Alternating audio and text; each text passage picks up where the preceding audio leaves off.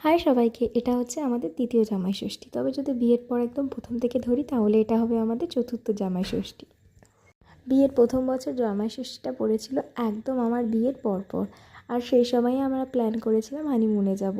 আর সেই সময় আমরা ডেটটা দেখিও নি। যখন সমস্তটা ফিক্সড হয়ে গেছিলো তখন আমাদের মাথায় এসেছিলো যে জামাই ষষ্ঠীটা ওই সময় পড়েছে। তো সেই জন্য প্রথম বছরটাতে আর আমাদের হয়নি। আর তারপর আর 3টে বছর কেটে গেছে। যাই হোক, আমরা চলে এসেছি এই বাড়িতে, আর মা এখানে আশীর্বাদ করে নিচ্ছে আমাদেরকে।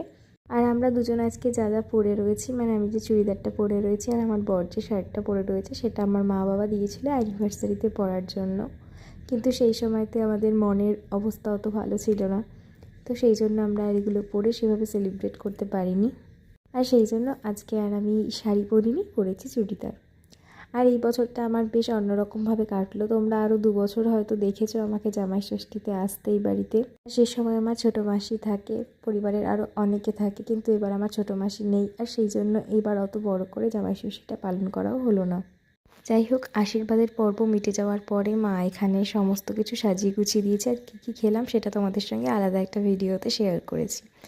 আজকের মতন টাটা, ভালো থেকো সবাই, সুস্থ থেকো।